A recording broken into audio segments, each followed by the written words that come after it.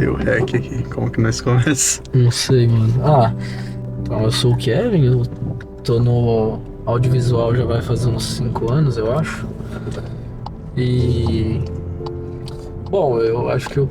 Não sei, posso dizer então... Assim, parte de edição, eu fico mais por trás dessa parte de edição da Axio. Namoro. Começa a falar igual o cara lá... E se eu for, descubra. Caralho. Não sei como tá, porque a gente tá com uma lente bem fechada, né? Pô, tem que deixar mais pra cima aqui. Aí. Sou o Gustavo, sócio da Axio, né? Meu Deus, como que eu vou gravar? Gustavo Medeiros. Dirigir, Caramba, eu não vi que abriu o sinal. Abriu o sinal aqui. A gente passou em frente a um risca-faca agora. Bom, pessoal, eu sou o Gustavo, sócio da Axio, Gustavo Medeiros. Gosto muito de cinema, aspirante aí a cineasta, né? E aí a gente começou agora a fazer uns conteúdos da Axio que a gente tá tentando ser um pouco mais profissional de forma de linguagem de cinema, né? Então a gente fez roteiro técnico, usou um pouco o storyboard e tudo para planejar como a gente vai fazer nosso vídeo. Mas isso é papo para outro vídeo. Vou focar aqui no que a gente está fazendo, qual é a proposta desse vídeo aqui. A proposta desse vídeo é falar um pouco sobre o nosso Cine Club, que a gente começou faz alguns meses. A gente vai fazer a 7ª edição hoje. Está sendo uma experiência muito boa, porque a gente não usa... A gente já usou o sistema de sorteio antes em outro Cine Club que a gente fez com esses mesmos amigos. Só que acabou saindo um filme muito diferente, né? Monótono. E aí a gente decidiu agora, dessa vez, fazer um sistema de votação. O sistema de votação, cada um escolhe o seu filme, a gente lança, faz meio que uma campanha, então a gente manda todo um texto ali, manda a capa, o pôster, né, do filme, e aí cada um fala um pouco ali, um áudio tal, do que é, por que escolheu esse filme e por que seria interessante assistir em grupo. E depois disso a gente vota. E aí qual for o mais votado é o que leva. Normalmente somos em 4, então às vezes que empataram a gente fez um sorteio baseado nos que ganharam. Então assim, ainda entra o sorteio, mas é com filmes já selecionados antes, o que garante que vai ter o maior número de pessoas vão estar agradadas ali de qualquer forma. Agradados, não sei se é uma palavra que tá certo, mas... Maior número de pessoas satisfeitas. Esse Cine Club a gente faz eu e o Kevin, mais 2 amigos que participam sempre, e de vez em quando um outro amigo nosso. Aí a gente faz com o Logan, com o Faria, e de vez em quando o Iago participa também. A gente vai sempre na área do Logan, que o Logan tem uma área de lazer perto da casa dele, que é lá que a gente monta uma TV, monta o som e assiste o filme por lá. Geralmente meia-noite a gente começa e vai até altas horas aí de madrugada. E o legal do Cine Club é que a gente fica debatendo sobre o filme, cada um dá sua nota, faz meio que um mini review do filme, fala o que gostou, o que não gostou. Se uma pessoa não concorda com a opinião da outra, a gente fica ali falando na hora. Geralmente eu e o Kevin tem um ponto de vista bem parecido sobre o cinema, né? Porque a gente tem uma visão mais de cineasta, de filmmaker. E nossos outros 2 amigos, a gente tem um amigo que tem uma visão mais de filme pipoca, né, digamos assim. É a visão mais popular, né, podemos dizer assim. De blockbuster. E tem um outro que gosta muito de narrativa e que a história tenha coerência.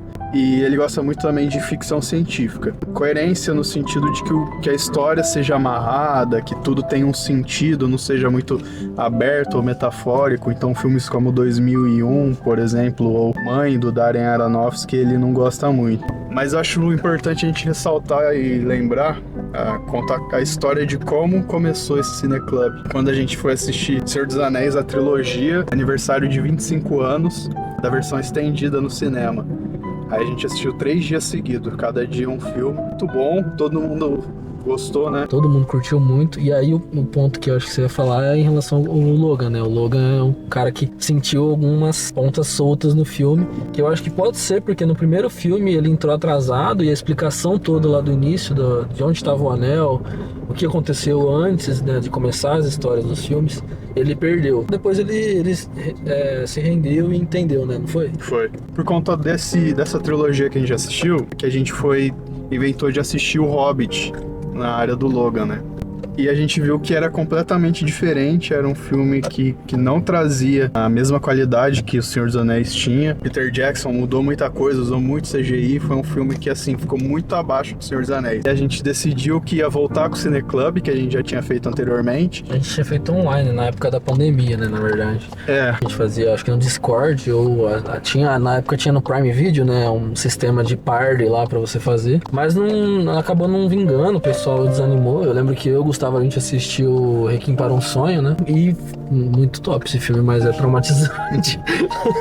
Foi nessa época ali que eu e o Gustavo começou a se empenhar mais em assistir obras diferentes e falar sobre isso.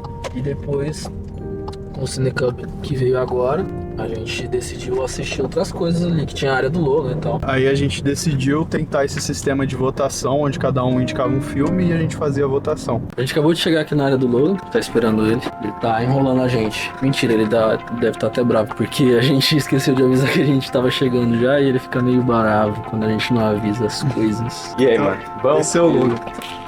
Bem? Ó, por que você não gravou um vlog? A gente vai postar tudo sobre o Cineclub.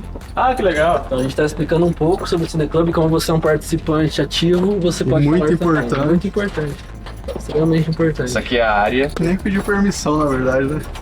Não, mano, eu permito. Então pronto. Tá, a gente tava contando como que a gente faz o Cineclub. Certo. Como ele O se esquema. formou. Hoje vai ser um pouco diferente, né? Bom, esse aqui é o Logan, é o dono da área, como a gente estava falando. A gente explicou um pouco sobre seu gosto pessoal, você gosta mais de ficção científica, filmes que tenham uma narrativa e coerência interna, né? Então a gente começou com o Hobbit, Source Code. Aí a terceira edição a gente assistiu Memórias de um Assassino. Sim. Foi a indicação do Faria, que é o quarto integrante que mais está junto aqui com a gente. A gente mencionou o Iago, menção honrosa, que às vezes, né? Cara, Memórias, ele foi um filme que eu conheci a reputação dele como um filme muito bom de investigação. Especialmente sobre um caso que não tinha solução na época e sobre a estratégia do final dele e tal. Então eu já conhecia, mas eu nunca tinha visto cenas. Eu tinha uma boa expectativa, mas ele me surpreendeu porque eu não esperava que ele tivesse a mensagem que ele teve sobre violência policial, sobre a Informação, né? e a desinformação. Isso são temas que eu não esperava que ele fosse desenvolver e ele desenvolveu muito bem, eu fiquei muito surpreso. Então é um baita filme. Assim, como foi o Folha que indicou, Aí você dá uma... me surpreendeu também. Porque ele, entendeu? Não, nada contra o Faria, mas ele tem um gosto um pouco mais, né? Não de tão cult assim. É mais... A gente falou um pouco do gosto dele também. E ele é mais popular, né? Filme de Blockbuster. blockbuster. Memórias de um Assassino é um filme que é muito aclamado, um dos melhores filmes já feitos. E foi um filme que foi muito bem aceito. Sim. Tanto é que é o filme que foi em primeiro lugar no ranking de notas. É verdade. Eu particularmente dei nota 9, o Logan deu algo parecido. Foi por aí, é. O Kevin também deu uma nota bem alta. Então foi um filme que todo mundo gostou, que agradou todo mundo aqui, porque ele é um filme bem redondinho, questão da história dele. Teve um debate extenso sobre uma das cenas ali. É verdade. Mas eu acho legal essas conversas. Como foi um filme que tu faria, indicou, todo mundo se surpreendeu. Só que ultimamente ele tem escolhido bons filmes porque ele vê cortes no TikTok sobre o filme, pessoas elogiando, e ele hypa um pouco o filme e traz aqui pra gente. E eu acho que ele tá pensando um pouco também na questão de assim, o que o grupo vai achar. Ele tá pensando nessa ótica de trazer filmes que ele acha que todos nós vamos gostar. Aí depois de Memória de Assassino, teve outra edição, foi a quarta, que aí foi o Upgrade, o filme que o Logan indicou, que ele gosta muito, né, que ele tinha assistido antes e indicou pra gente assistir junto. Nessa edição o Iago participou também. O Upgrade ele foi dirigido pelo mesmo cara que dirigiu O Homem Invisível de 2011, se eu não me engano, por aí. Como eu gostei desse filme... Olha a moto.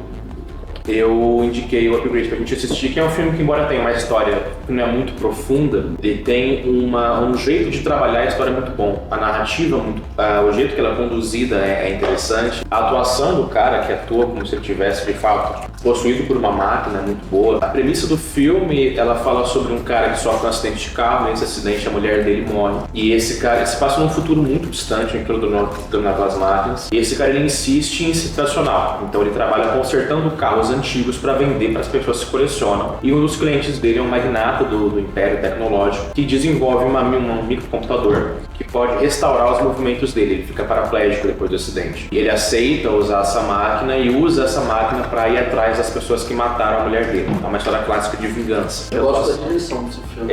O jogo de câmera é muito interessante.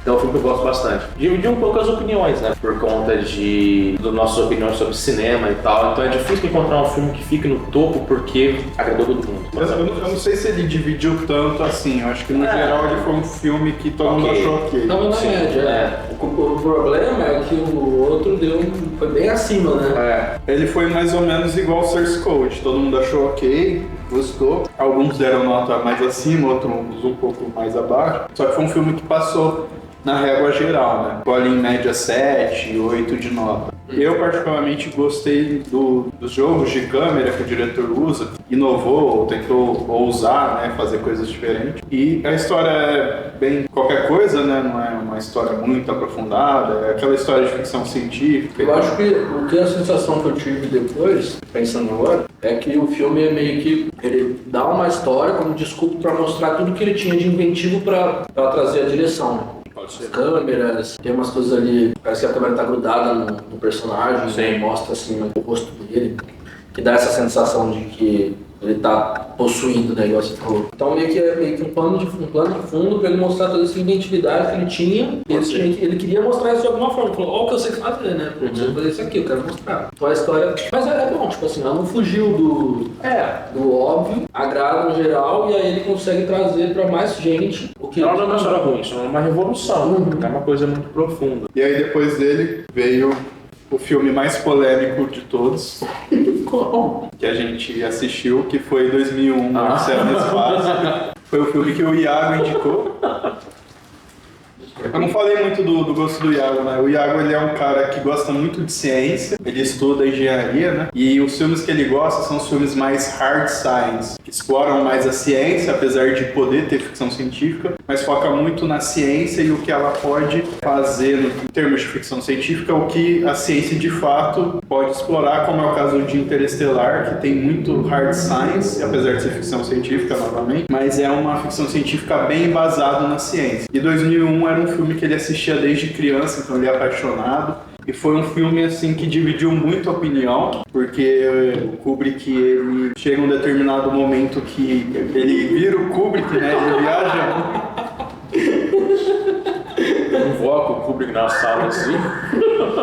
Eu, junto com o Iago, acho que a gente deu as maiores notas. Eu dei 9,4, o Iago deu 10, porque eu curti muito. Amei o filme. Tem algumas ressalvas, né? Algumas partes ali. Mas assim, pra mim ele é quase uma obra-prima, se não for. Eu acho legal que, apesar de ter visto esse filme, porque eu nunca tinha visto esse filme antes. Eu já sabia da reputação de novo dele, mas nunca tinha assistido. E é interessante como, mesmo assistindo com todo o repertório de filmes atuais, eu consegui entender a magnitude do que o Kubrick fez na época. A inovação de direção que ele conseguiu fazer. É muito legal você poder perceber isso mesmo depois de muito tempo. O que me pegou foi a história. Esse é um filme que, quando a gente assistiu, eu comparei com uma coisa que existe em videogame, que chama Tech Demo, que é um jogo que você lança junto com o console para mostrar todo o poder gráfico que aquele console tem. O objetivo não é, às vezes, você contar uma história ou ter uma gameplay, mas em questão de história eu não acho que ele se dá bem.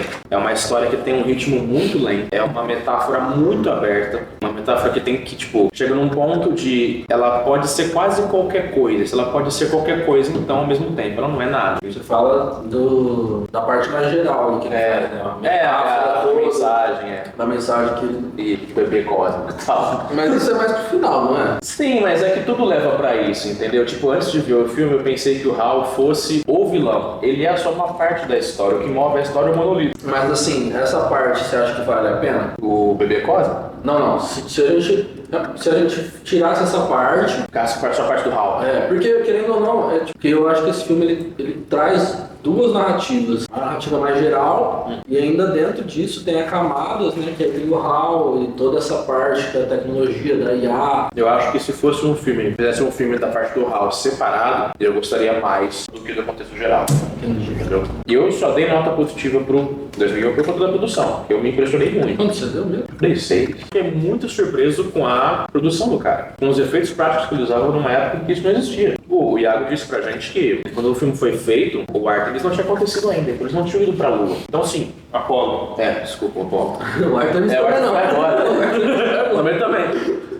Então, assim, eles não tinham informações sobre como acontecia na prática de fato, e o jeito que ele tratou as coisas é muito próximo da realidade. Não tinha a visão de como era a superfície da Lua. Exato. E é por isso que acham até hoje que ele que fez o povo na Lua, né? Eu acho uma aula de cinema, porque tudo que o Kubrick montou no filme foi planejado e montado para transmitir alguma coisa. O Logan faria, eles acharam muito arrastado a narrativa, né, a história. Só que pra mim eu acho que isso não impactou muito. Eu gostei de como ele conduziu o filme. Pra mim, eu sei que é um filme que é lento, que demora para as coisas acontecerem de fato, mas como eu tava ali com um olhar mais contemplando os planos, o que ele fazia em cada cena, o que ele queria transmitir, tentando pegar a mensagem. Porque o Kubrick tem isso.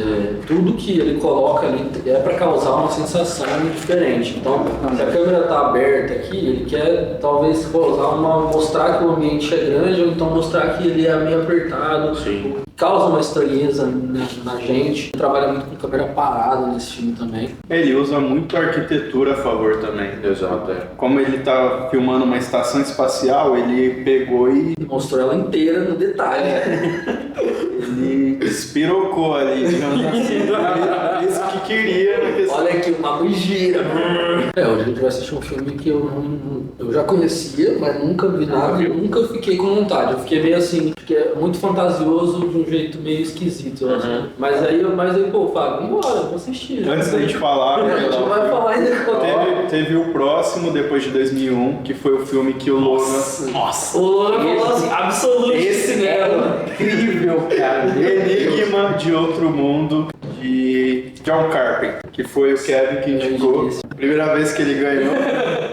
E esse foi um filme que todo mundo gostou bastante, então foi um filme que foi aceito por todo mundo. Foi em terceiro lugar? Se eu não me engano, ficou em segundo. Segundo? Foi um filme assim que a gente gostou muito de como ele conduziu a tensão no filme, o terror, os efeitos práticos, né? Os monstros que ele usa são bem diferentes, então teve um design todo específico pro filme. E o Logan, que é um cara que não é sempre que é agradado pelo cinema, deu nota 10. Esse filme, eu já... Peraí, antes de você falar, você vai falar o...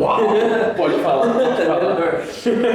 Cara, esse filme, assim, eu gostei um pouco desse suspense que ele traz ali, o mistério de quem tá infectado ou não. Eu fiquei um pouco confuso em certos momentos, acho que isso me tirou um pouco do filme, porque eu tive uma sensação de que teve personagens que estavam num lugar que depois, não é que não é explicado, mas tipo assim, você fica com uma sensação de que tá faltando alguma coisa ali. Ele traz algumas visões, você se perde, porque ele traz umas visões daqui, aí depois ele volta para outro lugar, só que tá diferente. O começo do filme também, quando você já sabe do que se trata o filme e você vê o filme começar... Muito boa, é uma questão de você mostrar o que aquele console pode fazer em poder gráfico. E eu acho que o 2001 é isso. Ele é um filme que pode mostrar as inovações que o Kubrick conseguiu fazer para a época, que são impressionantes. Você já entende ali o cachorrinho no começo e isso eu já achei bem massa. Que já é uma construção. Por que as pessoas estão atrás dele? E o filme já começa muito bem a partir disso. É um filme que dizem que ele consegue trazer um pouco, embora não esteja baseado em um trabalho do Lovecraft. Mas eu nunca tinha assistido. Me surpreendeu muito os efeitos visuais que eles usam para fazer as criaturas. E o design é muito anatômico. Existe uma atenção ao detalhe no formato do corpo, nos órgãos das criaturas, nos membros. Um pouco até gore excessivo, né? Porque ele realmente mostra órgãos ali que provavelmente deve ser de animal aquilo ali, né? Não sei como é que eles Espero que não seja humano, porque o negócio é bem realista, velho. Os caras vão até o fim, Você viu o que eu te mandei do David Lynch? É muito importante que tenha um cérebro humano nesse filme. Então, a atenção ao detalhe nas criaturas é uma coisa que me impressionou muito, e o jeito que a coisa muda de forma. Você vê a efeito dela mudando de forma, você não diz que é um efeito assim, como se ela estivesse parando num frame e aí no outro ela já transformou. Tem todo o durante a transformação, e o jeito que eles trabalham a tensão da história também é muito bom. Tem uma música do filme que são 2 toques de baixo, literalmente. A trilha principal dele. Que toca sempre que. Eu não sei se é sempre que um deles é a coisa, mas ela aparece no meio de suspense, né? Nossa, e o jeito que eles conseguem invocar a tensão com 2 notas de baixo é impressionante, porque eles fazem um efeito muito grande com pouco recurso. Mas é um filme que me impressionou muito por conta de tudo isso, e eu dei 10, porque não teve jeito. Hoje a gente tá numa situação um pouco diferente, porque nosso amigo tá doente lá, com a perna machucada. Ele caiu de moto e tudo que eu posso dizer é que saiu carne moída da perna dele. Não, mas é sério, ele se acidentou e tal, tá acamado, ele tá bem, tá tudo certo, mas então por isso hoje a gente tá fazendo uma situação um pouco diferente. Não teve votação, e o Gustavo cedeu o espaço pro Logan trazer, como ele tem um gosto um pouco diferenciado, a gente trouxe essa sugestão dele passar o filme e a gente sentar e apreciar e ver o que sai disso. O filme é A Fonte da Vida, feito pelo mesmo diretor de Requiem para um Sonho. Não lembro o nome dele. Não sabia disso, já gostei. Darren Aronofsky. Isso, ele que fez. Porque assim, eu fui pego meio de surpresa quando eles disseram que era pra eu indicar um filme que eu achei que eles fossem gostar. E eu sei que vocês gostam de narrativas não convencionais, no sentido de assim, a estrutura da narrativa não ser convencional. E esse é um dos filmes que, ao mesmo tempo que ele atende isso, porque uma das coisas que eu não gosto em um filme é quando o final é muito aberto. Então é uma coisa que me desagrada. Esse filme, eu acho que ele consegue agradar os dois. Ele tem uma narrativa não convencional, mas tem um final construído bastante para poder agradar pessoas mais lineares como eu. Ele fala sobre um personagem, que é o interpretado pelo Hugh Jackman, que ele quer salvar a esposa dele, que ela sofre de câncer, e ele tem 3 passagens no tempo tentando salvar a esposa dele. No presente ele é um cirurgião, no futuro ele é um astronauta, e no passado ele é um explorador espanhol. Peraí, tem 3? Mas todos os 3 estão tentando salvar a esposa... De algum jeito. Mas é a esposa de cada um, não é todos com a mesma esposa. Você vai descobrir. não é a mesma esposa, tipo a mesma... Eu fiquei meio nessa... Você vai poligamia através do tempo, tá ligado? A gente vai chegar lá. A gente vai chegar lá. E é um filme que a mensagem dele é muito interessante pra mim, é muito emotiva, a construção dele é muito boa, tem efeitos visuais muito bonitos, embora não sejam assim tão profissionais quanto o Interestelar da vida. Então eu gostei muito dele quando eu vi. E no meu repertório mais recente, eu acho que ele se enquadrava bem no requisito de sim, ter uma narrativa menos convencional e poder agradar pessoas mais lineares como eu também. Você chegou a ver o Baleia? Não, é com o Brandon Fraser? É dele também? É dele também. Não assisti. Eu assisti esse, mano. É bom? Curti. Então, o Darren Aronofsky, ele é um diretor que ele tem um estilo mais de trabalhar mais conceitos filosóficos ou profundidade de personagem, parte mais psicológica, conta muito pra ele. Então ele é um diretor um pouco mais voltado pra filosofia do filme, né? Isso é bem presente na Fonte da Vida, o filme de hoje. O que me atraiu no filme foi a narrativa, que ela tem temas um pouco fantasiosos e de ficção científica, e também a questão de que a mensagem que ele passa é uma mensagem que eu entendo ela como um pouco mais clara de ser absorvida em comparação com Mãe, por exemplo. Mas ele tem todas essas características, ele é filosófico, ele é bem denso, assim, questão de drama, de relações pessoais. É um filme que, nossa, na época eu fiquei bem impressionado com ele, assim, com a história. Muito bom. Você já assistiu, então? Já. E você concorda com a mensagem que ele quer passar no filme? Concordo.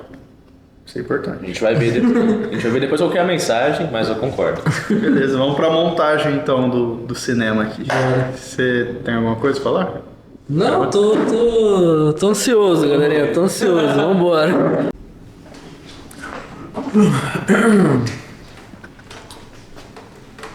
Você assistiu Requiem for a Dream? Não, nunca vi. Caramba, cara. Eu descobri que era desse diretor depois que eu assisti o The Fountain e fui pesquisar sobre ele. Isso da esquerda, né? É. As técnicas mirabolantes. É assim que se fazia nos anos 2000. Aí, essa música de novo pra testar o som. Essa aí, 3 horas da manhã, é brabo.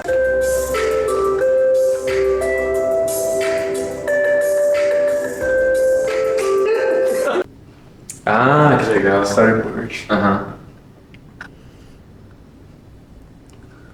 Bacana. Cena, plano, ação, câmera. Esse é diferente do roteiro Literário. entendi. Bora ver então. Bora ver. Em inglês é The Fountain. The Fountain. The Fountain. Você mostrou que nós usa torrent, mano. Não, isso aqui a gente comprou isso aqui com... Como que é o nome do A diretor? gente comprou o Blu-ray e tá tocando o Blu-ray no PC do Gustavo. No Entendeu? VLC. Isso. Aí, ó, claro. A luz. Vai gravar o filme inteiro? Só o começo do filme, aí depois de uma horinha a gente Take a walk. It's the first snow in all of it.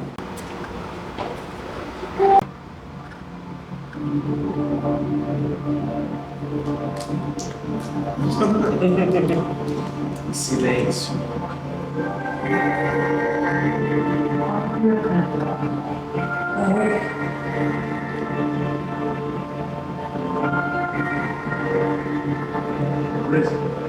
Caralho, menor, que porra foi essa? O que eu acho que pode ser? Peraí, ó, acabou o filme agora. Todo mundo tá meio pensativo, Creu. tentando entender alguma coisa aqui. Aí sim. Creu. É Creo. Esse creu. A face Creu. Ela é a fonte da vida. É. Por que que eu acho isso? Por alguns motivos. Primeiro, o simbolismo que ele usa pra caramba, principalmente numa cena aqui que eu vou caçar. Aqui compara a árvore de pertinho do pescoço dela. É, essa é uma delas. Porque sempre mostra a árvore com esse espelhinho, né? Quando ele encosta, o espelhinho sobe. Aí a primeira vez aparece que ele chega pertinho dela, tem um espelhinho que eu até falo pro Lobo. Aí, ó, isso representa a árvore. Tem até os bastidores. Come on, Tommy. Please, Izzy. Então, aqui, eu acho que ele deixou claro que, tipo assim, It's the first snow in all of it. Tommy, os 3 tomes são um tome só. Please, Izzy. Não que ele deixou claro, mas representando. Sim, sim, sim. E a cena que eu tô tentando achar. Então, mas eu não entendi, eu fiquei meio brisado numa coisa. Aí, esse Tommy aí, É.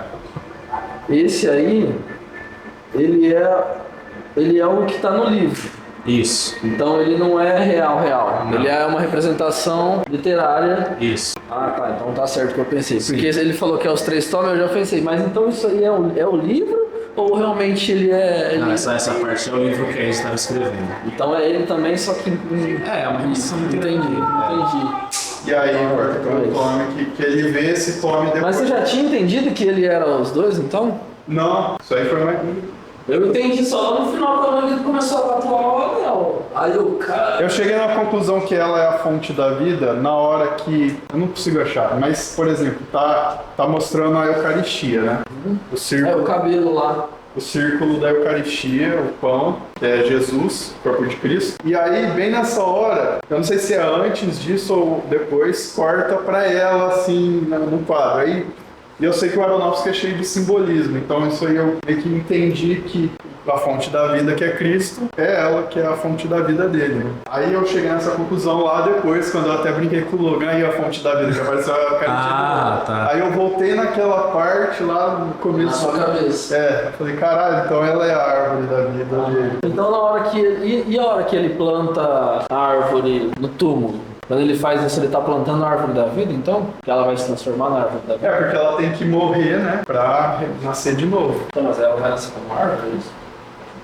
Porque faz sentido, né? Porque ela fala, quando ela conta toda aquela história de que o cara morreu e aí fez uma árvore e aí, tá ligado? É, Tem toda essa parte. que sim, uma- ela fala muito da árvore, né, É, e aí o cara vai e planta uma árvore. do pós-vida, e ela quer ir pro pós-vida, não sei o que tem. Tem um simbolismo forte do anel, né, que ela sempre fala, quando você tiver com o anel, eu vou estar com você. E aí ele perde o anel no filme, que aí quando ela começa a morrer, né? Então eles começam a se separar aí da aliança. E aí mostra ele também nesse espaço aí metafísico que ele não tem a aliança no dedo, né? Que ela tá morrendo. tá com um negócio preto, aí quando ele acha a aliança, ela volta pro pós-vida. Que ele começa a beber o bagulho da seiva e depois ele vira árvore, aquilo lá ele que escreveu.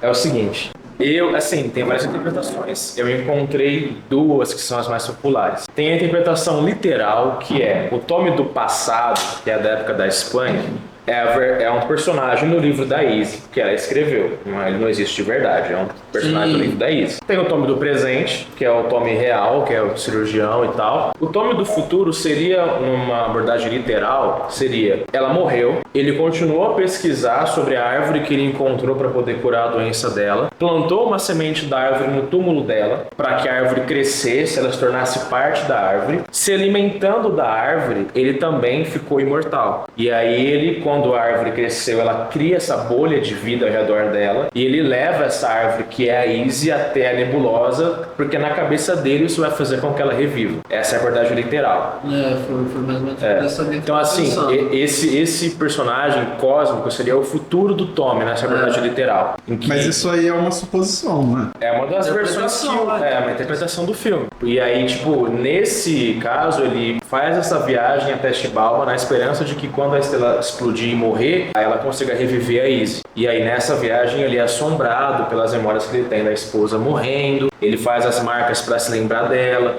ele se alimenta de pequenos pedaços da árvore para continuar vivo enquanto a viagem está acontecendo. Essa é a abordagem literal. A abordagem metafórica essa parte do futuro é uma representação do processo do Tommy aceitando que ela vai morrer. Então o personagem do livro não é só do livro, o Tommy do presente é o neurocirurgião, e esse futuro é a cabeça dele. É ele lutando contra o fato de que ela vai morrer e ele não pode fazer nada para impedir que ela morra. Nossa, mas isso, eu acho essa interpretação aí mais brisada do que... Porque qual que é a mensagem? Se você vê os 3 períodos, os 3 o Tommy se esforça mais para fazer com que ela viva para sempre do que de fato aproveitar o tempo que ele tem com ela. A mensagem do filme é essa, a gente se esforça... A velha lá é essa parte bem importante.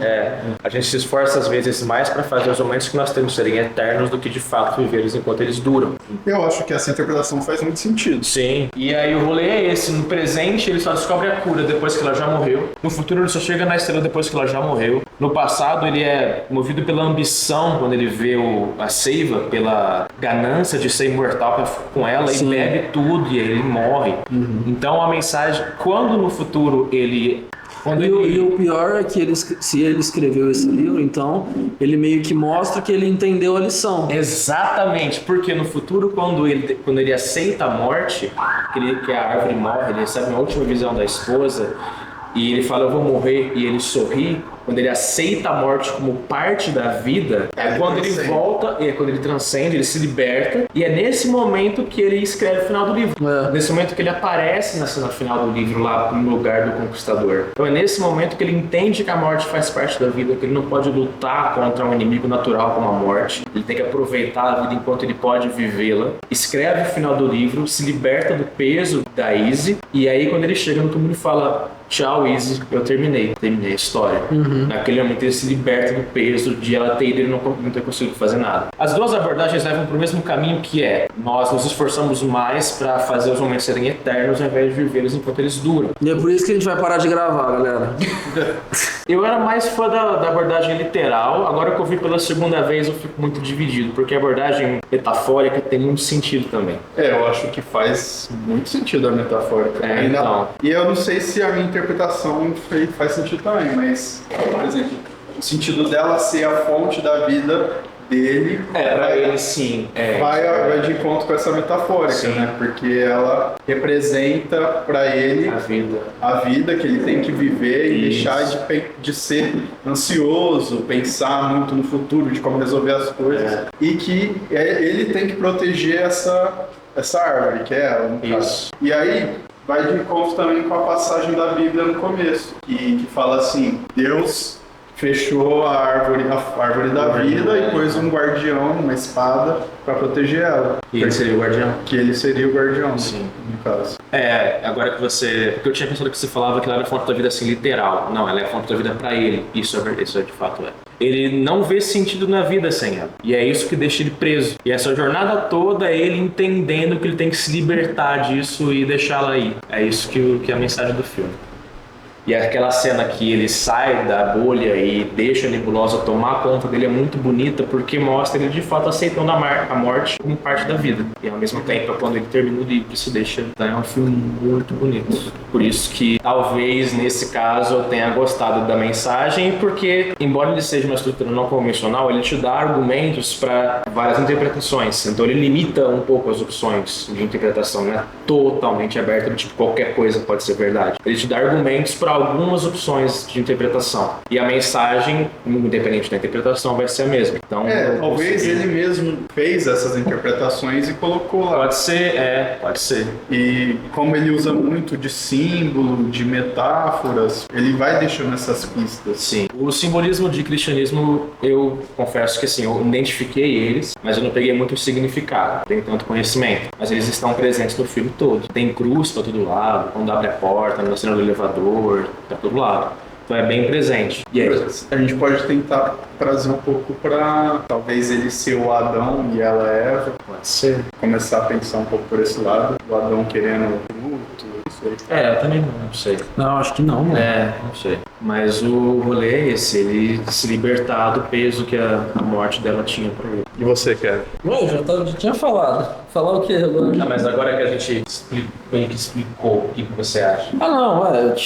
Eu tava meio confuso de encaixar as coisas, mas eu tinha pego mais ou menos essas mesmas coisas, né, que a gente já conversou. Agora, eu acho que o filme, ele se perde muito nos simbolismos, mano. Eu acho que ele fica meio cansativo. Tipo assim, indo e vindo o tempo todo, a narrativa... O simbolismo, ele é muito mais... A mensagem é muito mais simples do que o próprio filme mostra. Ele tenta trazer uma coisa muito complexa para uma mensagem que é mais simples. E aí isso deixa a interpretação um pouco mais difícil. Acho que ele força muito as coisas. Tipo assim, às vezes uma coisa que você já poderia ter entendido, você fica, não, deve ter mais coisas. Você fica, não é isso ainda. Aí você talvez pode se decepcionar. Eu achei, tipo assim, eu esperava uma coisa um pouco maior pro tamanho que o filme, a grandiosidade que ele traz, né? Mas é massa, mano, o filme é bom. Se for pra dar uma nota já, eu deixo ali num 8 ali. Eu ia falar um 8,5, mas eu acho que 8. Uma nota, eu curti o filme. E aí, tipo assim, ele é meio que isso que eu falei, ele é muito grandioso pra uma mensagem simples, mas ao mesmo tempo, ele é curto. Então, assim, igual, quando passou metade do filme ali, a gente deu uma pausa porque tinha dado um problema na legenda. Depois acho que dá pra falar um pouco sobre isso. Mas assim, eu achei que ia ter muito mais coisa, porque eu falei, a impressão que passa é que o filme é muito mais complexo do que realmente é. Então, quando eu vi que tava na metade já, eu falei, nossa, então é isso mesmo, vai acabar já, tá ligado? Cara, faz sentido, porque assim, até você entender que a mensagem é sobre um ser humano só, sobre esse cara, sobre o que ele tá enfrentando com o luto, a impressão que fica é que realmente é uma coisa mais grandiosa. O jeito que o diretor retrata esse problema de você lidar com o luto, é porque assim, aí a gente tá colocando um peso no que seria o luto ou não, Lidar com a perda. Isso. É a visão do diretor, mas... É perda porque ele até perde o anel, né? Isso... Sim. Ele sempre usa símbolos. Sim, isso é verdade. Mas eu concordo que assim, quando você vê o filme cru, você realmente tem essa impressão de que ele vai te passar uma coisa bem maior do que ele te passa. Pra mim não foi um problema, porque essa mensagem pra mim é uma coisa muito importante, então eu gosto muito dessa mensagem. Então isso engrandeceu o filme pra mim. Mas é uma coisa que às vezes você não se conecta tanto, pode ser decepcionante, isso eu concordo. É um filme que você tem que estar preparado pra assistir. Exato, eu vim de mente aberta. Sim. Mas a sensação que eu tive foi essa. Não é um filme que você vai pegar num domingo, meio-dia. Depois do almoço, tá ligado? Querendo tirar o lazer. Depois de bater uma feijuca ali, vamos assistir esse filminho aqui de boa. Não é um filme pipoca, né? Assim, não, é bem... É um filme pra você absorver. Tanto que quando terminou, infelizmente a câmera não pegou essa parte, mas o filme termina meio até abruptamente, aí tem os créditos iniciais, então a gente ficou assim. Mano, eu fiquei, vou falar, o que eu fiquei pensando várias vezes. Veio esse flash branco ali, meio em fade, aí ficou tudo branco, bem clarão. Eu fiquei pensando, cara, o filme não vai acabar com essa tela em branco aí. Aí depois veio a coisa de finalização. Caralho, acabou, é isso. E aí eu fiquei pensando, o que eu assisti? Vamos lá, vamos tentar entender, tá ligado? Eu fiquei começando Essa a pensar, cena foi muito boa porque ficou nós três assim, em A gente ficou acho que silêncio. uns 5 minutos olhando. olhando pra Ah, tela. a gente ficou. Cara, Os primeiros créditos até dar os produtores. cacetado. O Aronofsky, quando ele pega pra fazer um filme, ele não quer fazer qualquer coisa. Justo. Ele fez Cisne Negro, fez Hacking for a Dream. Ele fez O Lutador, que foi um filme que concorreu ao Oscar. Teve Oscar de melhor ator, teve o Ballet. O Noé é assim também, nessa vibe? O Noé ele é mais épico, né? Ah, tá. É um filme mais grandioso. Sei. Não é nessa vibe assim, não. Mas ele é um cara que é isso, mano. Usa muito simbolismo, filosofia, arte espiritual, muito Sei. forte nele. Eu acho que ele é um cara que gosta muito da Bíblia, porque ele sempre Pois é. põe Bíblia onde ele pode. Ele coloca alguma coisa religiosa em Hacking for a Dream? Acho que não, né? Ele foca muito na realidade, não é crua, assim. O Hacking é um filme mais cruzão. Tipo assim, ele tem muito simbolismo, mas coisas assim, mais sobre a humanidade em si, né? O ser humano. Não é ligado à religião. Não, é o simbolismo assim das vontades do ser humano. Tá. As grandes paixões, né? Os vícios. Ah, legal. Então ele tem muita parte que eu acho que traz essa sensação de grandiosidade também, mas só que com uma mensagem um pouco mais... Complexo. Não diria complexa, mas eu acho que ela se divide em mais partes, tipo Tá. assim. Então são narrativas meio que distintas, é mais de uma mensagem, Ah, ok. Tá. mas eu acho que todas querem dizer a mesma coisa. Eu acho que ele divide isso em várias formas ali dentro do filme, e aí eu acho que acaba passando um pouco pra mim, assim, foi um pouco mais tranquilo de aproveitar a obra como um todo. Sim. Mas mesmo assim, teve momentos ali que no Requiem que eu fiquei tipo, tá bom, já deu. Já entendi. Tá certo. Tem umas partes ali que só que essa trilha engrandece, aí você fica A assistindo. música desse também é muito boa, cara. A trilha desse também. Tá, agora eu vou pra minha nota. É, e a desse nota? filme. É verdade. A gente esquece da nota. Cara, eu vou de 8,6. Pra mim é um filme assim que ele tem uma mensagem muito boa, importante. É um filme que você tem que ir com a mente aberta, né? Falando até a parte de fotografia, de cinema e tal, a forma que ele usa os simbolismos, né? Ele Sim. traz esses cortes que a gente até usou, match cut e tal, traz tudo isso aí, né, mano? Verdade. Mas é isso, 8,6. Tecnicamente é um bom filme. Ele varia muito questão de frame, angulação, eu gostei bastante. Essas partes de edição muito boa, montagem muito boa também. E principalmente a mensagem. Eu acho que questão de narrativa, de mensagem, o que ele quer passar, é muito interessante. É um filme que não fica na superfície. Ele vai a fundo na mensagem, que é valorizar a vida, principalmente, deixar as coisas irem, né? Aceitar a morte como parte. Aceitar as coisas negativas da vida. E lutar pela vida também, Sim. né? Literalmente, né? No final o cara luta. É que no caso dele, ele não aceitava que ele, tipo, chegou num ponto onde ele não tinha mais o que fazer. Chegou num ponto onde ele continuar lutando para que a Izzy vivesse era deixar de viver com ela enquanto ela tava ali. Mano, lembrei de um bagulho, velho. Teve uma hora que tava acontecendo assim. Pega o seguro? Acho que era na época que na hora que a velha tava falando pra ele brava porque ele desobedeceu lá, né? Ele foi fazer o negócio sem testar de novo. Sei. E aí eu tava assistindo e eu fiquei pensando, mano, quer ver que ele vai conseguir a cura bem depois dela morrer? Vai ser assim, certeza. E acontece isso, cara. E é sempre assim. Eu ia pensar, mano, se fosse comigo eu ia me matar. Tá vendo o pensamento? Fiquei pensando, mano, que tristeza, velho. O cara, tipo, ele vai lá e começa a ir, ele nesse final, antes dela morrer, ele começa a ficar um pouco mais com ela. Sim. Aí eu pensei, pô, o tempo que ele tá ficando com ela é um tempo que talvez ele conseguiria descobrir e já resolver. Aí eu fiquei, tipo, batendo um pouco nisso. Sim. Mas essa questão da mensagem realmente faz pensar, né, mano? Realmente. O que valeria mais a pena, tá ligado? Cara, eu acho Faz uma coisa pensar. muito forte, que eu acho que isso é uma das principais coisas que ele tentou trazer, que foi um pouco o que o Logan falou de valorizar o tempo com ela, mas ele trouxe isso de uma forma bem direta, no sentido dela falava as coisas pra ele e ele não dava ouvidos, ele Exato, sempre ignorava, ia pra lá, e ela só queria mostrar pra ele a vida, né, o que ela valorizava na vida. Ela via a estrela lá, que pra ela representava muita coisa, transcendência, uma coisa que ela valorizava muito, que ela até queria queria que tivesse na morte dela e tal. Essa parte dele ignorar ela. Acho que tem umas 30 vezes no filme isso. Tipo, pode deixar claro, ó, isso aqui significa uma coisa, irmão. Pega aí a mensagem. Essa parte, tipo assim, acho que da terceira vez eu já falei, tá bom, ele vai entender. Ele tá ignorando ela e ele não tá valorizando a vida. Tipo, entendeu? Acho que isso que um pouco... Ele exagera um pouco. Ele acabou exagerando um pouco. Já deu o tempo do cara entender que o próprio personagem já tá sendo chato no filme, tá ligado? Dá a impressão. Perdeu um pouco a mão, né? Isso é uma opinião minha também. Sim.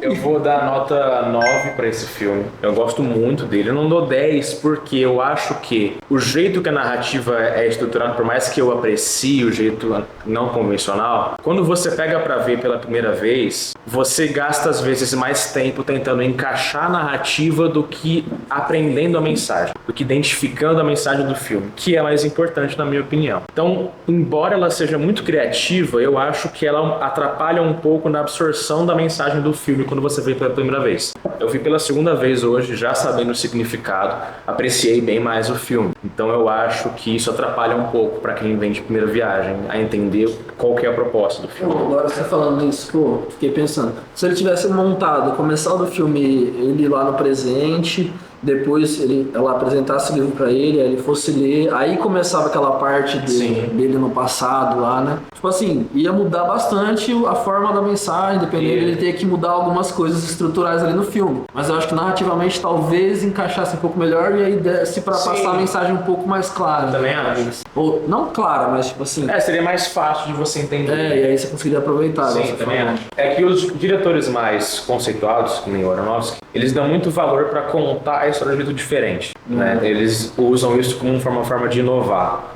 Então, é o jeito que ele encontrou de trazer a mensagem do filme de forma um pouco diferente.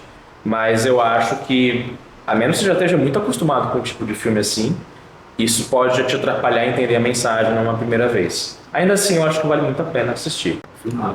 Com certeza. Não, 9 vale a pena. Sim. Se você não assistiu, já assistiu esse vídeo até aqui, provavelmente não vale mais a pena, porque a gente já falou tudo. Não, mentira, mesmo assim. Às vezes você já assistiu uma vez, assistindo de novo. Às vezes a pessoa indo ver o filme com essa mentalidade de que a mensagem é essa, talvez ela consiga já pegar, assim. Vamos lá, então. Eu vou dar, então, 8,3. Não vou dar 8, não. Dar um número quebrado é frescura também, né?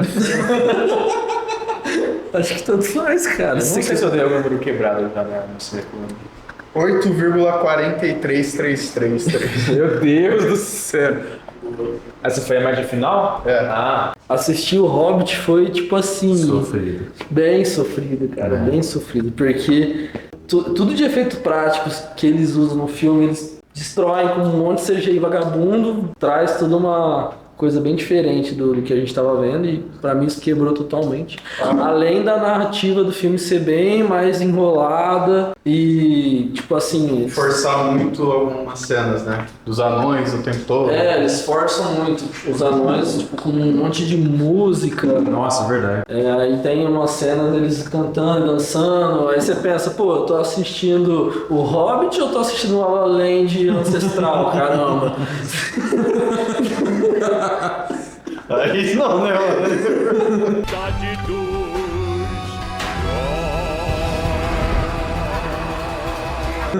Não, é zoeira, tô fazendo um stand-up aqui. Se passou. Ó, vou falar o ranking atual então. Vai. Primeiro lugar, Memórias de um Assassino com 9,2. Em segundo lugar, Enigma de um Outro Mundo. Bravo, com 8,85 em média. Terceiro, esse. É mesmo, olha só. Árvore da Vida. Olha aí. The Fountain. E o Faria, se ele tivesse aqui, ele ia baixar essa nota.